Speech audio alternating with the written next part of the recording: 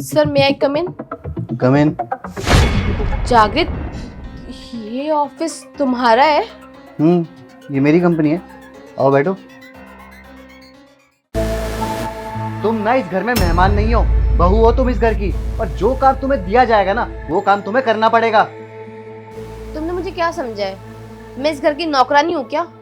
Excuse me, मैंने अपने पापा के घर पे ना एक गिलास पानी को उठा के कभी इधर नहीं रखा किचन में, और तुम मुझे ऑर्डर दे रहे हो कि मैं इस घर की बहू हूँ तो मुझे ये काम करना पड़ेगा। तुम नहीं करोगी तो फिर कौन करेगा? बाहर से आएगा कोई करने? जबान संभाल के जागृत। और वैसे भी ये घर ना मेरे पापा के पैसों से चलता है। क्या कहना चाह रही हो तुम? साफ साफ बोलोगी जरा। जागृत, तुम ना शायद भूल गए हो कि पिछले 6 महीने से तुम घर में पड़े हुए हो, ना कोई जॉब ना कोई काम। और ये घर ना मेरे पापा के दिए हुए दहेज के पैसों से चल रहा है। मैंने ना कोई दहेज नहीं मांगा था, और ना ही मुझे पता था कि वो दहेज के पैसे हैं। मैंने तुमसे पूछा था कि पैसे पड़े, तुमने क्या बोला? हाँ पड़े हैं पैसे, इसलिए मैंने सोचा उन पैसों को हम यूज कर लेते हैं। हाँ तो वो मेरे पापा के पैसे थे, और इस घर में जो कुछ भी मेरे घर से आएगा ना वो उसे दहेज ही बोला जाएगा। तुमसे तो बात करना ही बेकार है।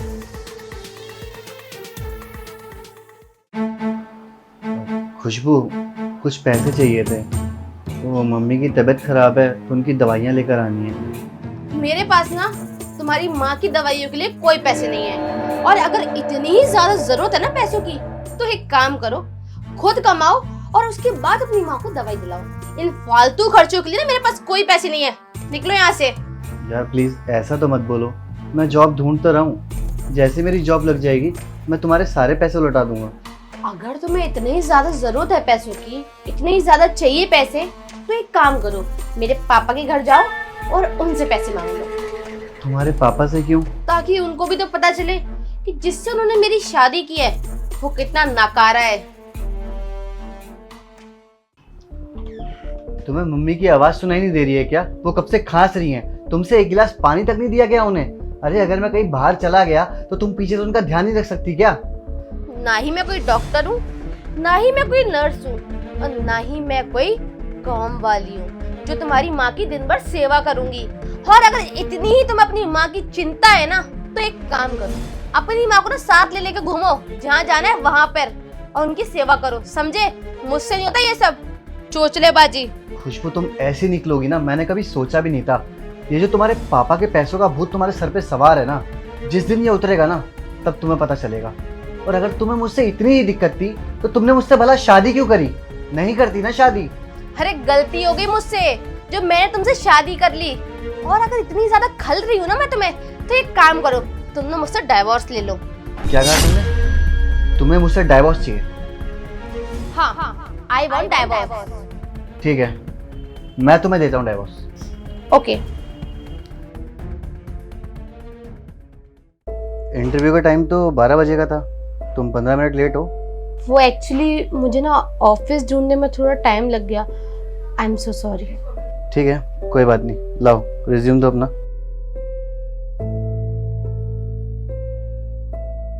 जागृत, मुझे तुमसे कुछ बात करनी थी। ठीक है, जो भी बोलना जल्दी बोलना। वैसे ही तुम 15 मिनट लेट हो, और फिर बाकी मेरी बाद में मीटिंग्स भी हैं। मुझे पता है कि मैंने तुम्हारे साथ बहुत गलत किया है।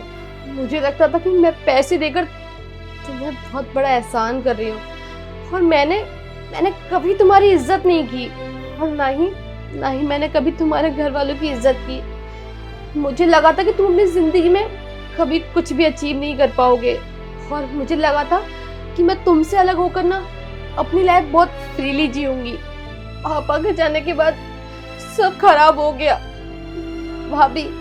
भाभी मुझे हर बात पे ताने दिया करती थी, खाने के लिए खाना भी नहीं देती थी, और भैया तो मुझे बोझ कहते थे। और कुछ दिन बाद उन दोनों ने मिलकर मुझे घर से बाहर निकाल दिया, और ठोकरें खाने के बाद मुझे समझ आया कि मैं अपना असली घर छोड़ आई। देखो, जो भी हुआ हम उसे बदल तो नहीं सकते, लेकिन हाँ हम उसे सही कर सकते हैं। मुझे पता है कि मैंने तुम्हारे साथ गलत किया है, और जितना दर्द मैंने तुम्हें दिया है ना उतना तो कोई सह भी नहीं सकता।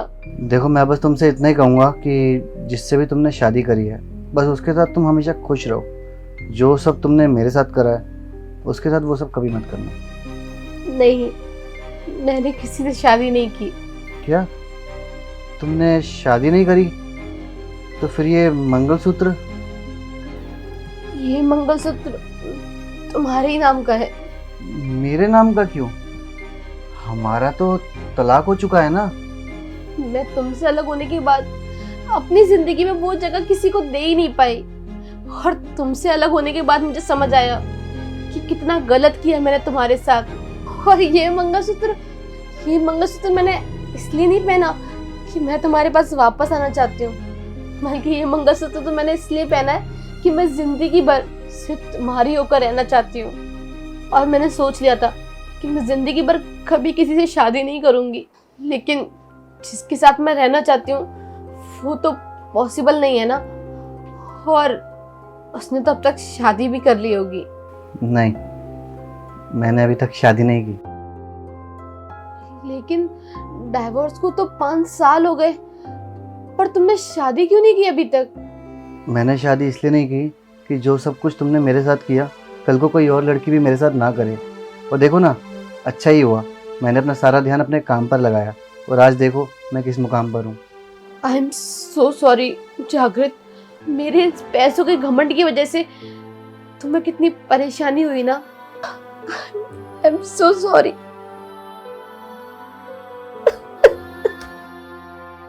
खुशबू, देखो पहले तो तुम रोना बंद करो।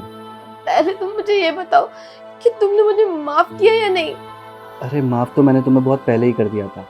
और वैसे भी अगर उस वक्त तुम मुझे ताने नहीं मारती, तुम्हारी बातें नहीं सुनाती, तो शायद मैं ये सब कभी पा ही नहीं पाता। आज तुम्हारे तानों की वजह से ही देखो मैंने कितना कुछ अचीव कर लिया है।